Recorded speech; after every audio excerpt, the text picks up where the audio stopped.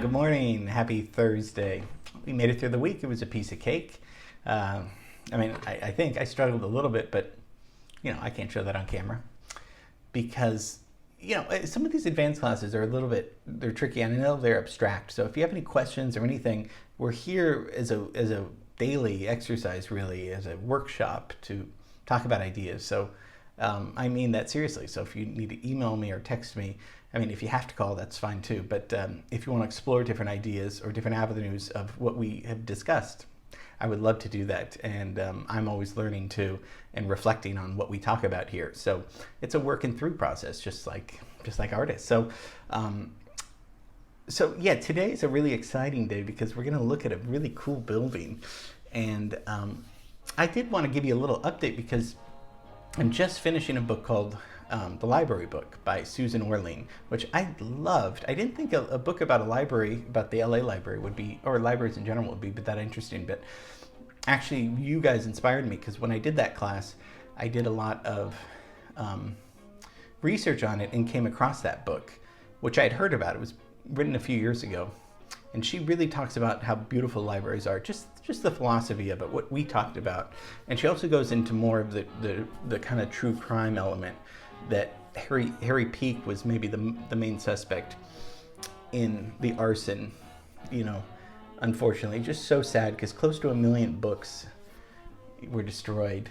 And she goes into the history of libraries and from around the world. The Nazis destroyed 100 million books during their time, and it's really sad to see information oppressed, suppressed, and obliterated then, because without librarians, without people that have access to knowledge, if we don't have that, we don't without knowledge and learning, we don't have anything really. So I thought it was really good. I thought I'd share that with you just because I'm doing kind of follow-up reading on that, what the library represents, more than just a cool building. So we're gonna go a little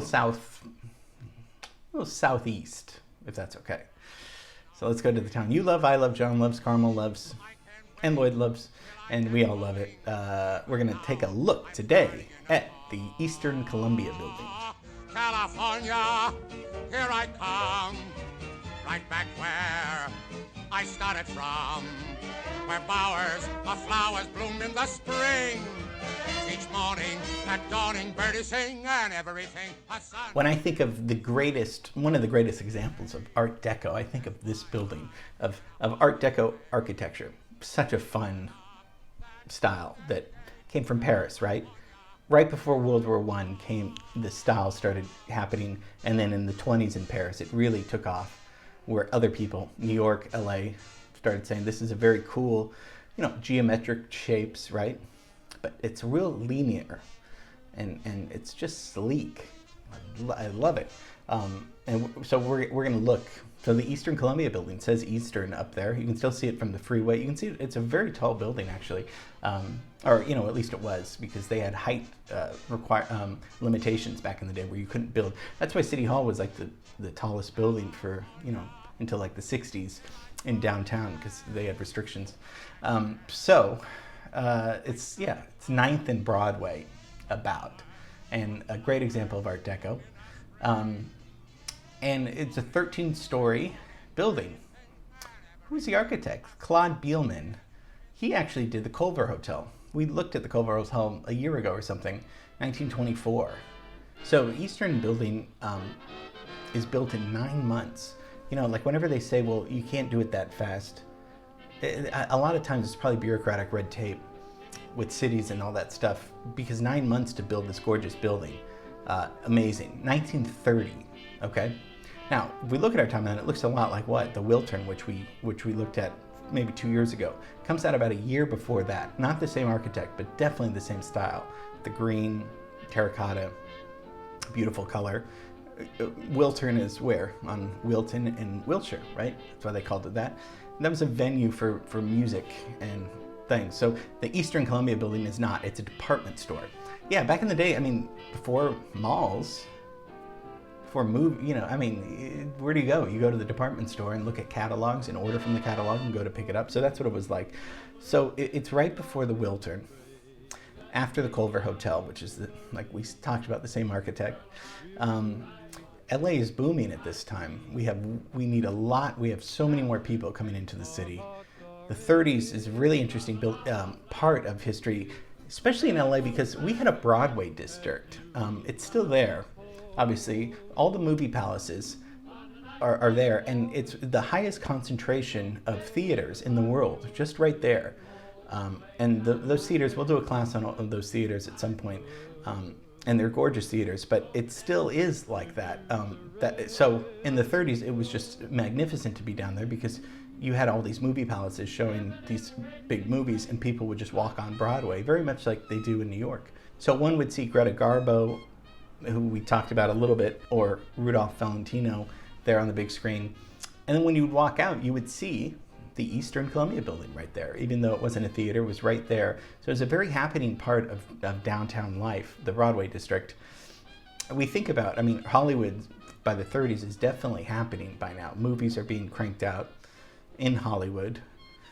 But downtown remains the center for a long time, probably until the 60s. Downtown is the center of culture, all these things, until people start moving out, San Fernando Valley, suburbs, and then there's disrepair and drugs and all these bad things that have happened in the 60s and 70s, where people are like, downtown, it's square, it's shady, we don't need these nice buildings, nobody's here, let's destroy them. And that happened to a lot of them. And we looked at Heritage Square Museum where they saved 8 or 9 beautiful houses.